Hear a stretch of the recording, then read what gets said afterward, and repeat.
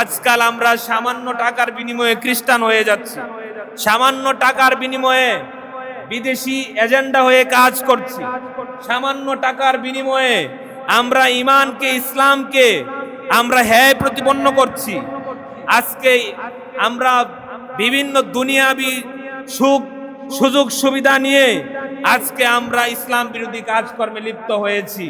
কিন্তু ইমানের মর্যাদা যদি আমরা বুঝতাম, তাহলে আমরা শাহাদতের জন্য তামান্না লালন করতাম, কিন্তু আমরা ইমান বিরোধী কোনো কাজকর্মে লিপ্ত হইতাম না। শুধুমাত্র একজন মুমিন যদি পৃথিবীতে বেঁচে থাকে, আল্লাহ আল্লাহ আল্লাহ বলনেওয়ালা একজন পৃথিবীতে থাকে, তার উসিলায় আল্লাহ রাব্বুল আলামিন, আল্লাহ সুবহানাহু ওয়া তাআলা চাঁদ, সূরজ, মহাশূন্য, সাত আসমান সব টিকিয়ে রাখবেন। যেদিন গোটা পৃথিবীতে একজন ব্যক্তি থাকবে না, আল্লাহ আল্লাহ আল্লাহ বলার মতো একজন ব্যক্তিও থাকবে না, সেই দিন ইসরাফিল সিংহায় ফুৎকার দেবে, কুল্লু মান আলাইহা ফান ওয়া ইয়াবকা ওয়াজহু রাব্বিকা যুল জালালি ওয়াল ইকরাম। মহাবিশ্ব, কুল কায়নাত সবকিছু ফানা হয়ে যাবে, সবকিছু নাই হয়ে যাবে, অদৃশ্য হয়ে যাবে, একমাত্র আল্লাহ রাব্বুল আলামিন বাকি থাকবে। বলি সুবহানাল্লাহ। ঈমানের দাম এত বেশি। আন সুফিয়ান ইবনে আব্দুল্লাহ সাকাফি قال قلت يا رسول الله قل لي في الإسلام قولا لا أسأل عنه أحدا بعدك। একজন সাহাবী সুফিয়ান ইবনে আব্দুল্লাহ সাকাফি, তিনি রাসূলুল্লাহ সাল্লাল্লাহু আলাইহি ওয়াসাল্লামকে জিজ্ঞাসা করতেছেন, ইয়া রাসূলুল্লাহ, আমাকে আপনি এমন একটা ওয়াজ করেন যে মৃত্যুর আগ পর্যন্ত যেন আমার আর ওয়াজ না শুনলেও চলে। সুবহানাল্লাহ। এত বেশি লম্বা লম্বা কথা আমার স্মরণ রাখতে কষ্ট হয়, তো এমন একটা সংক্ষিপ্ত বাক্যের মধ্যে আপনি আমার আমল বলে দিন, যে আমলের বিনিময়ে আমি জান্নাতে চলে যেতে পারি, এবং এই কথার পরে আর কাউকে যেন আমার কোনো কিছু জিজ্ঞাসা করতে না হয়। তখন রাসূল করিম সাল্লাল্লাহু আলাইহি ওয়াসাল্লাম বলেন, ক্বালা কুল আমানতু বিল্লাহ ফাস্তাকিম। রাসূল আকরাম সাল্লাল্লাহু আলাইহি ওয়াসাল্লাম সেই সাহাবীকে বলেছিলেন, বলো কুল আমানতু বিল্লাহ, আমি এক আল্লাহর উপর ঈমান আনিলাম, এক আল্লাহর উপর বিশ্বাস স্থাপন করিলাম, ফাস্তাকিম, এবং এই কথার উপর তুমি প্রতিষ্ঠিত থাকবে, এবং আমানতু বিল্লাহ বলার পরে তার বিধানের উপর তুমি প্রতিষ্ঠিত থাকবে। ফাস্তাকিম, অবিচল থাকবে। প্রথম হচ্ছে, এই হাদিসের মধ্যে মুহাদ্দিসিনে কেরামগণ বলছেন, এই হাদিসটা হচ্ছে জাওয়ামিউল কিলাম, অল্প কথার মধ্যে সমগ্র ইসলাম নিয়ে আসা হয়েছে। রাসূল বলছেন, কুল আমানতু বিল্লাহ, বলো আল্লাহর প্রতি ঈমান এনেছি, ফাস্তাকিম, ফাস্তাকিম মানে হচ্ছে এরপরে ঈমান শুধু আনলাম এ কথা বললেই হবে না, সেই কথা বাস্তবায়ন করতে হবে, কর্মের মাধ্যমে, কাজের মাধ্যমে, আমলের মাধ্যমে। ফাস্তাকিম, আমিলুস সালিহাত, নেক আমলের মাধ্যমে। জান্নাতে যেতে হলে দুইটা জিনিস লাগবে।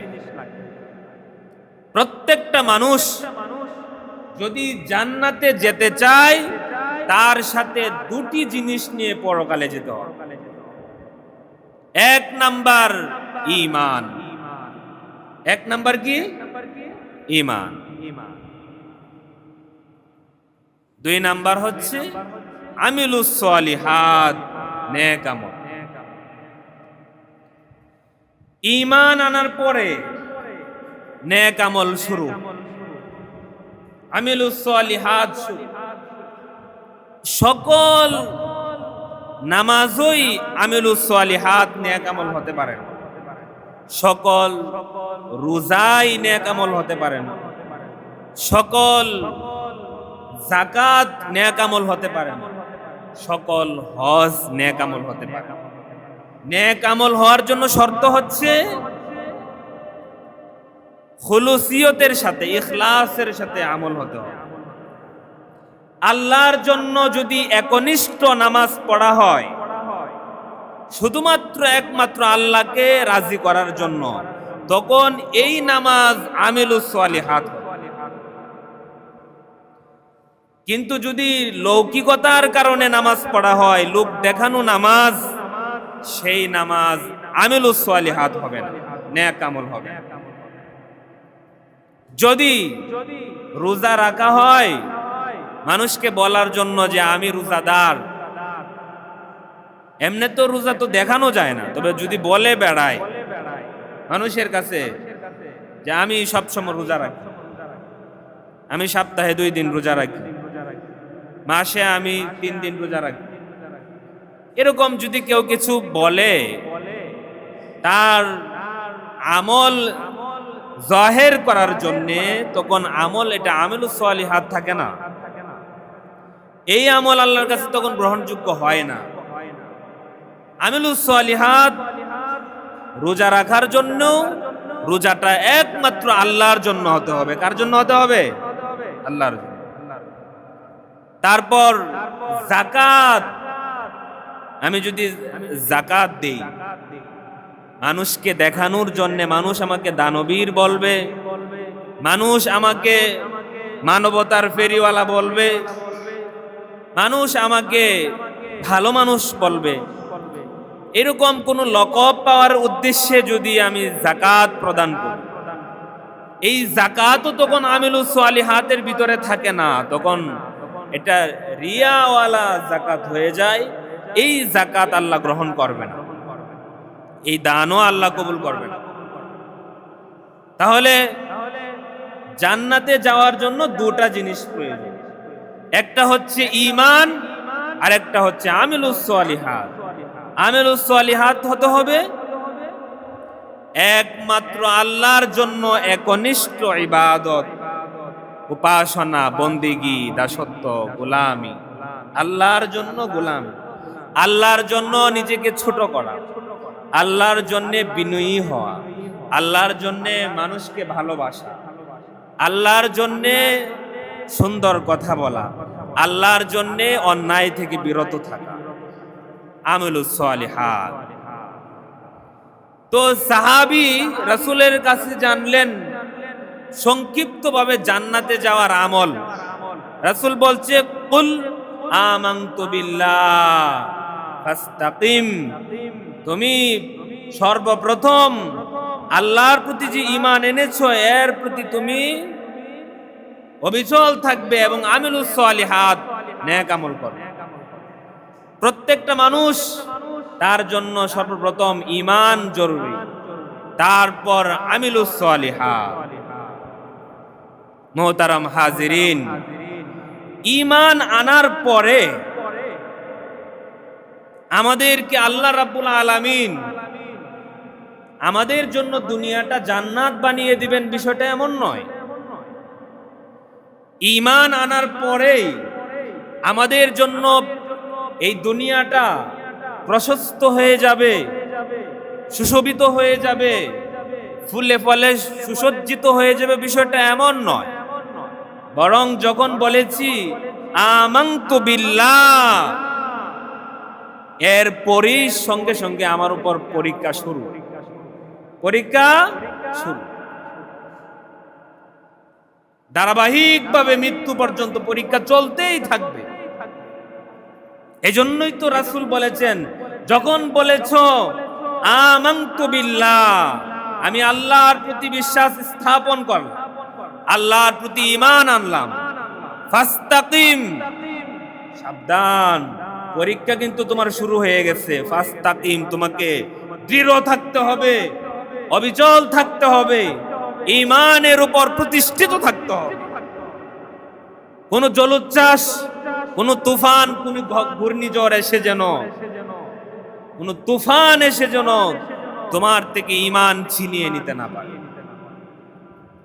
দুঃখজনক বিষয় হচ্ছে আমরা তো মুসলমানের ঘরে জন্মগ্রহণ করি, আমরা পৈতৃক সূত্রে যেভাবে সম্পদ পাই, ঈমানও সেভাবে আমরা গ্রহণ করি, যার কারণে আমাদের ঈমানের কোনো মূল্য নাই, আমাদের কাছে ঈমানের কোনো দাম নাই।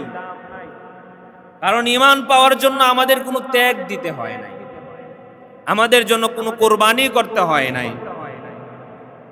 বাবা দাদা মুসলমান ছিল, আমরাও মুসলমান হয়ে গিয়েছি। কিন্তু শুধুমাত্র মুসলমানের ঘরে জন্ম নিলেই খাঁটি ঈমানদার হওয়া যায় না, খাঁটি ঈমানদার হতে হয়, খাঁটি ঈমানদার নিজেকে বানাইতে হয়। মোহতারাম হাজিরিন, আমরা এমনও মুসলমান আছি, এমনও মুমিন ঈমানদার দাবিদার আছে যে আমরা গোসলের ফরজ জানি না, ওযুর ফরজ জানি না, তায়াম্মুমের ফরজ জানি না, আমরা তাশাহুদ জানি না। এমনও মুসলমান আছে কালিমাতু শাহাদা জানি না, ঈমানে মুফাসসাল জানি না।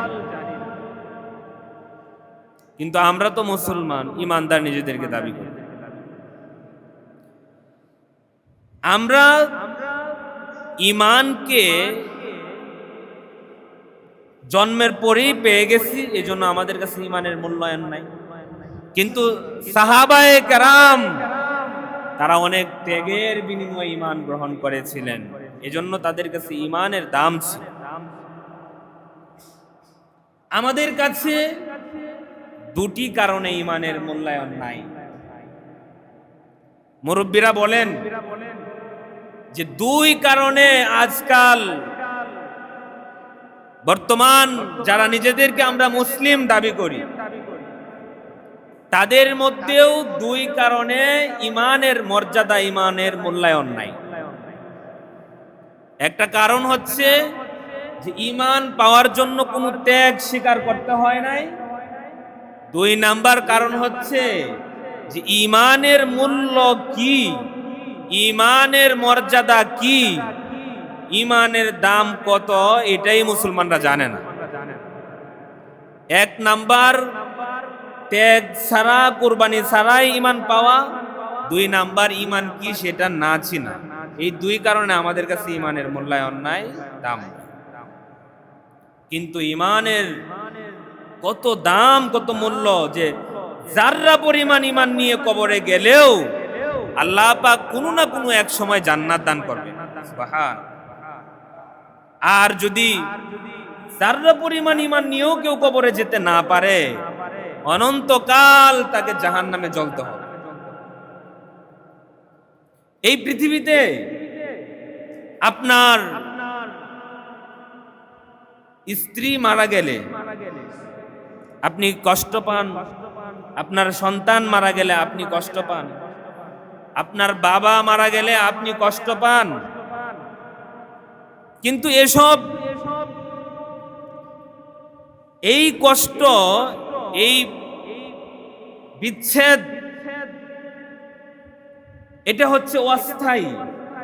যদি ঈমান নিয়ে কবরে যেতে পারেন, আমরা যদি ঈমান নিয়ে কবরে যেতে পারি, আর যদি নেক আমল যদি থাকে, তাহলে হাসরের ময়দানে আত্মীয় স্বজনের সাথে আমাদের আবার দেখা করার, সাক্ষাৎ করার সুযোগ আসবে, সুবহানাল্লাহ।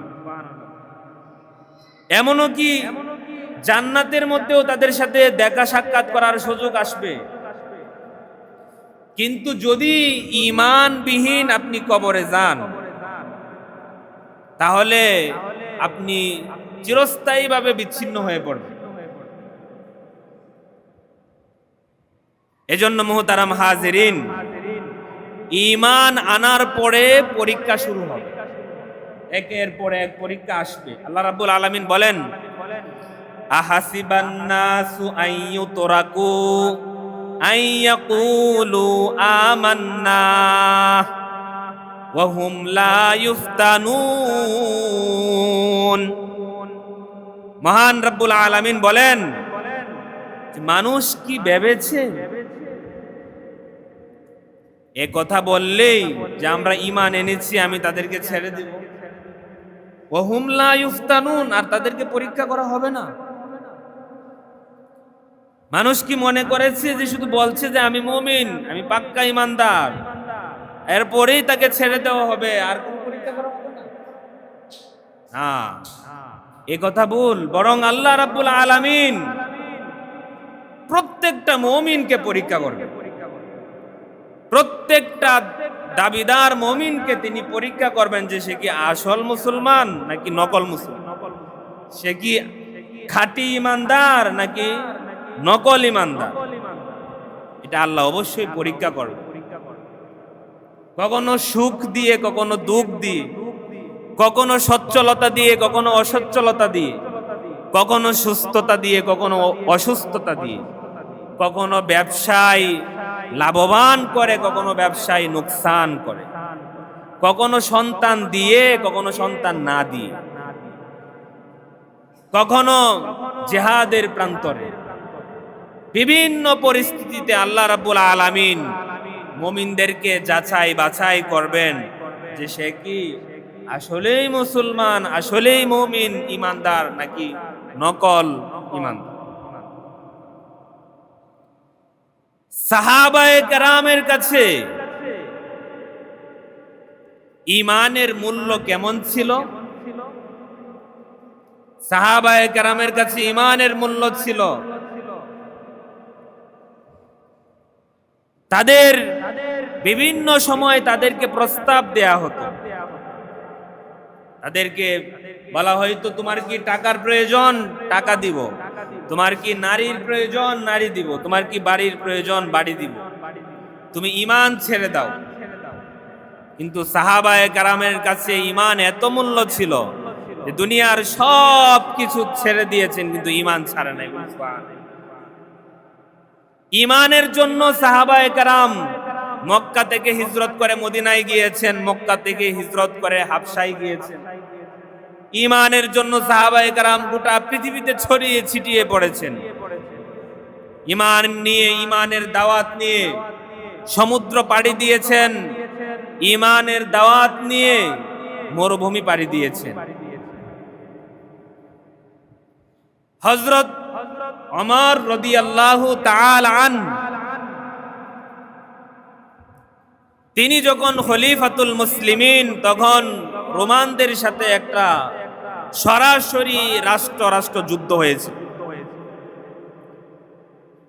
রোমান সম্রাট কাইসার সে রোমের গোয়েন্দাদেরকে ডাকলো, মুসলমানদের আরবদের মধ্যে এমন কি ঘটে গেল যার কারণে তারা যেদিকেই যায় সেদিকে শুধু জয় আর জয়। আরব বেদুইন যারা কোনোদিন রোমান সাম্রাজ্যের বিরুদ্ধে চোখ উঠানোর, চোখ রাঙ্গানোর কল্পনাও করত না, সেই আরব বেদুইনরা পৃথিবীর পরাশক্তি রোমান সাম্রাজ্যের বিরুদ্ধে তারা চোখে চোখ রেখে, চোখ রাঙ্গিয়ে আজকে কথা বলছে। এর রহস্য কি? রোমের গোয়েন্দারা তখন তথ্য সংগ্রহ করে সম্রাটকে জানাইল। বাদশাহ জিজ্ঞাসা করলো যে মুসলমানদের কি সংখ্যা বেশি? রোমের গোয়েন্দারা বলল, না, তাদের সংখ্যা তো কম।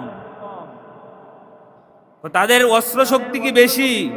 না, তাদের অস্ত্র শক্তিও তো কম। তারা কি কোনো বিশেষ ট্রেনিং প্রাপ্ত? তারা কি খুব সুঠাম দেহের অধিকারী যার কারণে তারা যুদ্ধে জয়ী হয়? না, তারা তো দেখতে দুর্বল। তাহলে কিসের শক্তিতে তারা পৃথিবী জয় করতেছে? এমনকি আমরা সুপার পাওয়ার হওয়ার পরও তাদেরকে আজকে ভয় পাচ্ছি।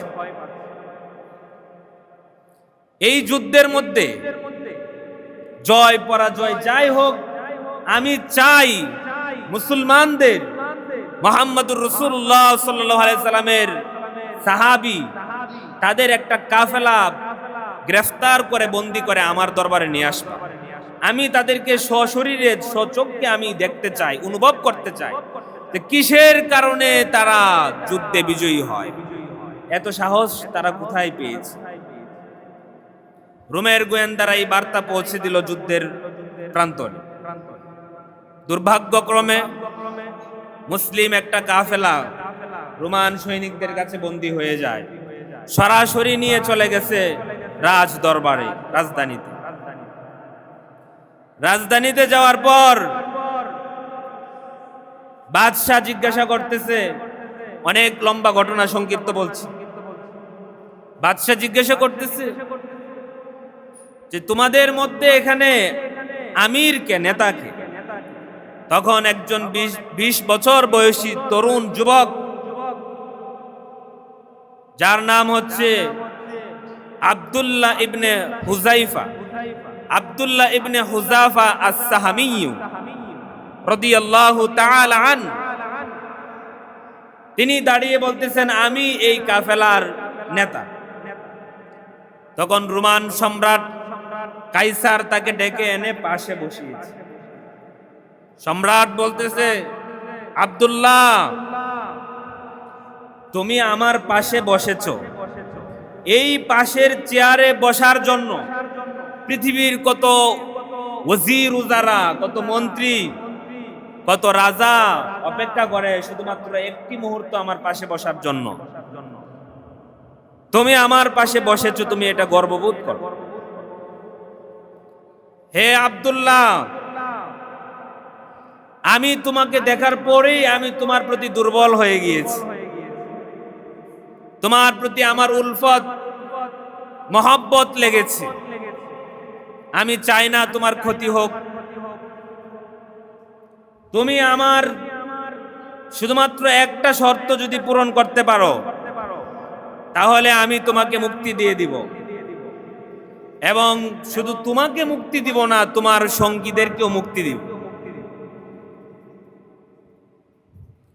আর সেই শর্তটা হচ্ছে তুমি তোমার ধর্ম ত্যাগ করো, ঈমান ছেড়ে দাও, খ্রিস্টান ধর্ম গ্রহণ করো।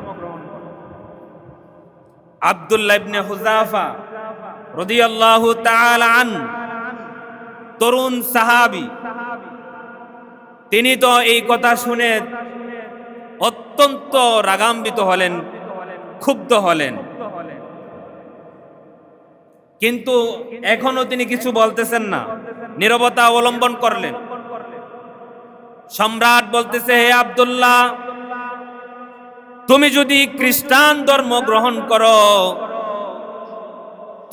তুমি হতে পারে চিন্তা করতেছো যে তোমার সমাজ তোমাকে গ্রহণ করবে না, তোমার দেশ তোমাকে গ্রহণ করবে না, তোমার আত্মীয় স্বজন তোমাকে ছেড়ে দিবে।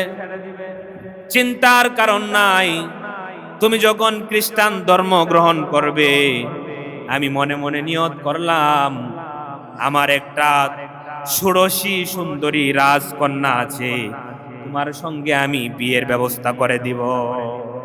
শুধু তাই না, তুমি যদি খ্রিস্টান ধর্ম গ্রহণ করো, তাহলে আমার এই রোমান সাম্রাজ্যের যে ক্ষমতার যে অংশ আছে, তার একটা অংশ তোমাকে এখনই দিয়ে দিব।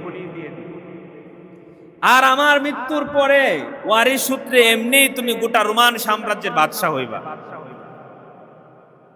দেখো, চিন্তা করো, আব্দুল্লাহ ইবনে হুযাইফা, আব্দুল্লাহ ইবনে হুযাফা বলতেছে, শুধু রোমান সাম্রাজ্য নয়, যদি গোটা পৃথিবী আমার নামে লিখে দাও, তারপরও আমি ঈমান থেকে যাররা পরিমাণ সরব না। সুবহানাল্লাহ। যে তোমার এই বাদশাহী, রাজত্ব, ক্ষমতা আর তোমার এই সুন্দরী কন্যা, এগুলো সব আমি লাথি মারি। এই কথা শুনে তো বাদশাহ তিনি ক্ষুব্ধ হলেন যে আমি এই রোমান সাম্রাজ্যের অধিপতি, সম্রাট আমার মুখে মুখে এভাবে না করে দিল। তখন বাদশাহ সঙ্গে সঙ্গে বলল, একে জেলখানায় নিয়ে যাও, বন্দি করো। আব্দুল্লাহ ইবনে হুযাফা সহ তার সঙ্গীদেরকে জেলখানায় নিয়ে গেছে। একজন ডাক্তার নিয়োগ দিছে, ডাক্তারকে বলছে, এ আব্দুল্লাহ ইবনে হুযাইফাকে, তাকে কোনো খাবার দিবা না, পানি দিবা না, সবকিছু বন্ধ, না খেয়ে কয়দিন থাকতে পারে সেটা দেখবো। যখন দেখবা রুহটা বের হয়ে যাবে কাছাকাছি, তখন আমার কাছে এসে খবর দিবা, আমি যদি পারমিশন দিই তাহলে চিকিৎসা করব। তো জেলখানায় বন্দি, একদিন, 2 দিন, 1 সপ্তাহ পর্যন্ত না খেয়ে আছে। একদিন ডাক্তার গিয়ে দেখে মাটিতে শুয়ে আছে, লাড়াছড়া নাই। ডাক্তার মনে করছে তো এখন সময় ঘনিয়ে আসছে, হয়তো মৃত্যুবরণ করবে। তো বাদশাহর রাজদরবারে গিয়ে বলতেছে যে আব্দুল্লাহ ইবনে হুযাফা, সে তো আর, তার অবস্থা সংকটময়, এখন যদি ব্যবস্থা নেওয়া না হয় তাহলে যে কোনো সময় দুর্ঘটনা ঘটে যাবে। তখন বাদশাহ বলতেছে, যাও তার জন্য শুকরের গোশত এবং মদ নিয়ে যাও, শরাব নিয়ে যাও। কারণ ওরা রিসার্চ করেছে, জানে ওরা যে ইমানদারদেরকে, মুসলমানদেরকে হারাম খাওয়াইতে পারলে তখন তাদের ইমানি শক্তি, ইমানি চেতনা তখন শেষ হয়ে যায়। তো বাদশাহ মনে করেছে যে ওকে যদি আমি শুকরের গোশত খাওয়াই আর মদ যদি খাওয়াই, তার ইমান এমনি দুর্বল হয়ে যাবে। তো এমন মুহূর্তে তো খাওয়াও স্বাভাবিক, 1 সপ্তাহ ধরে কোনো খাবার নাই, পানি নাই। ডাক্তার তার পাশে খাবার নিয়ে গেল, খাবার নিয়ে গিয়েছে, গিয়ে বলতেছে, হে আব্দুল্লাহ, তোমার জন্য খাবার নিয়ে আসছি, তুমি খাও, সুস্থ হয়ে যাবা, শুকরের গোশত আর মদ। আব্দুল্লাহ ইবনে হুযাফা বলতেছে যে তুমি এগুলো আমার সামনে থেকে, টেবিল থেকে সরাও। এবং ক্ষিপ্ত হয়ে তিনি বললেন, যদি এগুলো না সরাও, আমি লাথি মেরে সব ফেলে দেব। ডাক্তার চিন্তা করতেছে, কি রে, ও তো মাটিতে শুয়েছিল এতক্ষণ, লাড়াচড়া নাই, মনে হচ্ছে যে পৃথিবী থেকে বিদায় নিবে, এখন এত শক্তি কোথা থেকে আসলো? বাদশার কাছে গিয়ে বলতেছে, ওর মধ্যে কোনো অনুশোচনা নাই। যখন বলছি যে শুকরের গোশত খাও, তখন তো সে আরো ক্ষিপ্ত হয়ে গেছে। বাদশাহ বলছে, তাহলে কাজ করো, ওকে নিয়ে আগামীকালকে সকালে রাজ দরবারে আসো। তো সকালে নিয়ে আসলো, তার সঙ্গীদেরকেও নিয়ে আসছে। আব্দুল্লাহকে বলতেছে, কাইসার, বাদশাহ কাইসার, সে বলতেছে, আব্দুল্লাহ, এখনো সময় আছে, তুমি খ্রিস্টান ধর্ম গ্রহণ করো, যা যা আমি প্রতিশ্রুতি দিয়েছি সব দেব, রাজত্ব দিব, রাজকন্যা দিব, তোমার নিরাপত্তা দিব। আব্দুল্লাহ ইবনে হুযাফা বলে, এটা আমার দ্বারা কখনোই সম্ভব নয়। তখন বাদশাহ বলল যে তেলের কড়াই, বড় বড় ডেগ আনো, এখানে এসে তেল গরম করো, তেল। তো তেল উত্তপ্ত করা হয়েছে, তেল গরম করা হয়েছে। আব্দুল্লাহ ইবনে হুযাফার সঙ্গীদের থেকে একজন সঙ্গীকে এই তেলের মধ্যে ফেলে দিল। উত্তপ্ত গরম তেলের মধ্যে ফেলে দেওয়ার সঙ্গে সঙ্গে একজন মুসলিম সৈনিক মুজাহিদের কঙ্কাল তেলের সাথে মিশে গিয়েছে। এই অবস্থা দেখার পরে তারপরে আব্দুল্লাহ ইবনে হুযাফাকে জিজ্ঞাসা করতেছে বাদশাহ, তুমি যদি এখনো খ্রিস্টান ধর্ম গ্রহণ না করো, তোমার এই পরিণতি। আব্দুল্লাহ ইবনে হুযাফা বলে, অসম্ভব, আমি কখনোই খ্রিস্টান ধর্ম গ্রহণ করব না, ঈমান ছাড়ব না। তখন বাদশাহ রাগে বলতেছে যে তোমাকে এই আব্দুল্লাহকে নিয়ে যাও, ওকেও তেলের ডেগের মধ্যে ছেড়ে দাও।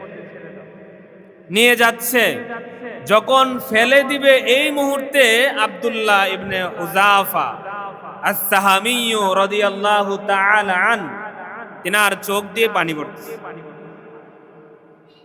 তো জল্লাদ মনে করছে যে তার মনে হয় এখন অনুশোচনা আসছে, বাদশাকে খবর দিই। বাদশাকে বলল যে আব্দুল্লাহ তো এখন কান্না করতেছে, মনে হয় সে ফিরে আসবে, খ্রিস্টান ধর্ম গ্রহণ করো। তখন বাদশাহ জিজ্ঞাসা করতেছে, আব্দুল্লাহ এতক্ষণে তোমার বুঝ হয়েছে, তুমি এখন কান্না করতেছো, আচ্ছা তারপরেও এখনো খ্রিস্টান ধর্ম গ্রহণ করো। আব্দুল্লাহ বলে, হে সম্রাট, রোমের সম্রাট, তুমি কি মনে করেছো আমি মৃত্যুর ভয়ে কান্না করতেছি? মোটেও নয়, মৃত্যুর ভয়ে আমি কান্না করি নাই, বরং আমি তো কান্না করতেছি এজন্য যে যে জান তো একটা, জীবন তো একটা, পৃথিবীতে এসেছি একবার দ্বীনের জন্য, ঈমানের জন্য, আশেকে রাসূল হয়ে, রাসূল প্রেমিক হয়ে মাত্র একবার জীবন দিয়ে পৃথিবী ছাড়বো, আর জীবন দেওয়ার সুযোগ পাবো না, এই জন্য আমি কাঁদতেছি। যদি এই দ্বীনের জন্য, ইসলামের জন্য, রাসূলের প্রেমের জন্য যদি একবার নয়, দুইবার নয়, তিনবার নয়, যদি শত শতবার জীবন উৎসর্গ করতে পারতাম, তাহলে আমি কতই না সৌভাগ্যবান হইতাম। সুবহানাল্লাহ। আসলে বাস্তবেও তো তাই। যখন শহীদরা মৃত্যুবরণ করে, আল্লাহ তাআলা এদেরকে এত মর্তবা, এত মর্যাদা দান করবেন।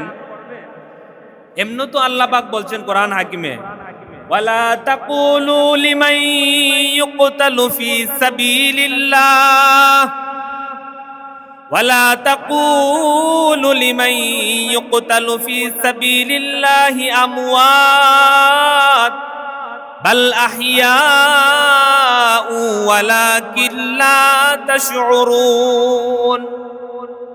আল্লাহ পাক কোরআন হাকিমে বলছেন, যারা আল্লাহর রাস্তায় জীবন বিলিয়ে দেয়, মৃত্যুবরণ করে শহীদ হয়, তাদেরকে তোমরা মৃত্যুবরণ করছে বলিও না, তাদেরকে মৃত বলিও না, বরং তারা জীবিত। লা তাশউরুন, তোমরা সেটা অনুভব করতেই পারো না। প্রত্যেকটা শহীদকে আল্লাহ পাক আলমে বরজখে প্রাণবন্ত এবং জীবিত রেখেছে, বলি সুবহানাল্লাহ। এর কাইফিয়ত কি, সূরত কি, সেটা আমরা উপলব্ধি করতে পারবো। ওয়ালা তাহসাবান্নাল্লাযীনা কুতিলু ফি সাবিলিল্লাহ, ওয়ালা তাহসাবান্নাল্লাযীনা কুতিলু ফি সাবিলিল্লাহি আমওয়াতা। অপর আয়াতে আল্লাহ বলতেছেন যে তোমরা যারা শহীদ হয় আল্লাহর রাস্তায়, তাদেরকে মৃত বলো না, বাল আহইয়াউ ইনদা রাব্বিহিম ইউরযাকুন, তাদেরকে আল্লাহর পক্ষ থেকে রিজিক দেয়া হয়। সুবহানাল্লাহ। যারা শহীদ হয় আল্লাহ পাক তাদেরকে রিজিক দিচ্ছেন। মুফাসসিরিনে কেরামগণ বলেন, শহীদদের রূহটা জান্নাতের ভিতরে সবুজ পাখির ভিতরে তাদের রূহটা প্রবেশ করায় দেওয়া হয়, বলি সুবহানাল্লাহ। মানে জান্নাতের ভিতরেই শহীদদের রূহটা সবুজ পাখির ভিতরে দিয়ে দেওয়া হয়। এর পরে ইচ্ছে মতো প্রাণ খুলে গোটা জান্নাতের ভিতরে সে উঠতে থাকে। জান্নাতের গাছ গাছালি, ফল ফ্রুট, এগুলো সে খেতে পারে। সুবহানাল্লাহ বলি। এক পর্যায়ে এই শহীদগুলো সবুজ পাখি হয়ে আল্লাহর আরশের নিচে ঝুলন্ত কিছু প্রদীপ আছে, ওই প্রদীপগুলোর কাছে গিয়ে তারা আনন্দিত হয়, এনজয় করে। এক পর্যায়ে আল্লাহ তাদেরকে ডাক দিয়ে বলে, ওহে শহীদ, তুমি দুনিয়াতে আমার জন্য জীবন বিলিয়ে দিয়েছ, তোমার কি চাওয়া পাওয়া বলো, আমি তোমাদের চাওয়া পাওয়া পূর্ণ করে দেব। আজকে কি চাও তোমরা বলো।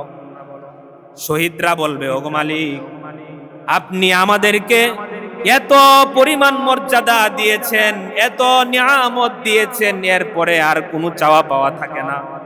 আল্লাহ পাক দ্বিতীয়বার আবার জিজ্ঞাসা করবেন। দ্বিতীয়বারও শহীদরা বলবে, আল্লাহ আর কিছু লাগবে না। তৃতীয়বার আল্লাহ পাক শহীদদেরকে জিজ্ঞাসা করবেন, ওহে শহীদরা তোমরা কি চাও বলো, আমি তোমাদের মনের চাওয়া পাওয়া পূরণ করে দেব। শহীদরা তৃতীয়বারও বলবে লাগবে না। এরপরে শহীদরা চিন্তা করতেছে যে আমরা কিছু একটা আল্লাহকে বলতেই হবে, নয়তো আল্লাহ থামবে না।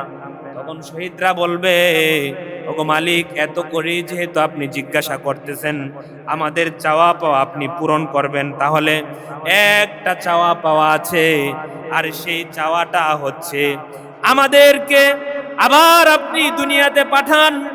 দুনিয়ায় গিয়ে আমরা আপনার দ্বীনের জন্য, ইসলামের জন্য, আপনার প্রেমে, রাসূলের প্রেমে জীবনটা বিলিয়ে দিব। রণাঙ্গনে, যুদ্ধের প্রান্তরে শহীদ হয়ে যাব, টুকরো টুকরো হয়ে যাব, রক্তাক্ত হয়ে শহীদ হইব।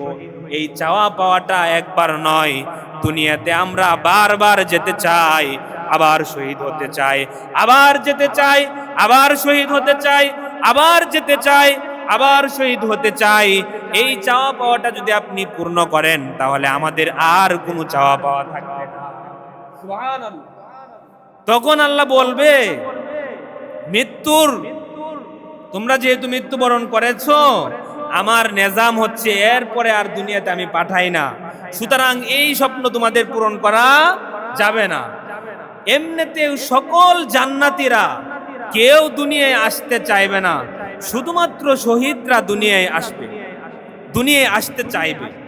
কারণ তারা জানে যে শাহাদতের মর্যাদা, শাহাদতের উপকারিতা।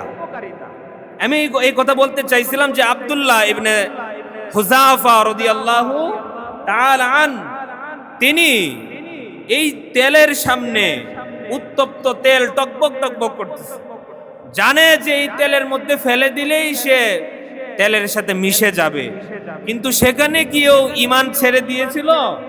ঈমান ছাড়ে নাই, বরং বাদশার মুখে মুখে না করে দিয়েছে। তো বাদশা এক পর্যায়ে এসে পরাজয় বরণ করলো, তার কাছে হেরে গিয়ে তখন বাদশা বলল, হে আব্দুল্লাহ ইবনে হুযাফা, তোমার মধ্যে আমি যে ঈমানের গায়রত দেখেছি, আমি অভিভূত, এবং তোমার প্রতি আমি এখন দুর্বল হয়ে গিয়েছি। তোমাকে আমি একটা শর্তে মুক্তি দিতে পারি, তুমি আমার একটা কপালে চুমু দাও, বিনিময়ে তোমাকে আমি মুক্তি দিয়ে দিব। বলি সুবহানাল্লাহ। আব্দুল্লাহ ইবনে হুযাফা বলে, আমি আপনার কপালে একটা চুমু দিতে পারি, কিন্তু শর্ত হলো একটা, আমি একা মুক্তি পাইলে হবে না, আমার সঙ্গীদেরকেও মুক্তি দিয়ে দিতে হবে।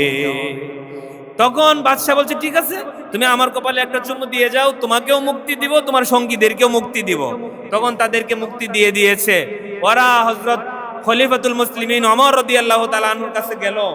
ওমর রাদিয়াল্লাহু তাআলা আনহু বললেন খুশি হইয়া যে আমি আব্দুল্লাহ ইবনে হুযাফার কপালে চুমু দিতেছি, তোমরাও সবাই চুমু দেও। সুবহানাল্লাহ বলি। ঈমানের গায়রত, ঈমান এরকম হতে হবে, ঈমানকে মূল্যায়ন করতে হবে। আজকাল আমরা সামান্য টাকার বিনিময়ে খ্রিস্টান হয়ে যাচ্ছি, সামান্য টাকার বিনিময়ে বিদেশি এজেন্ডা হয়ে কাজ করছি, সামান্য টাকার বিনিময়ে আমরা ঈমানকে, ইসলামকে আমরা হ্যায় প্রতিপন্ন করছি। আজকে আমরা বিভিন্ন দুনিয়াবি সুযোগ সুবিধা নিয়ে আজকে আমরা ইসলাম বিরোধী কাজকর্মে লিপ্ত হয়েছি।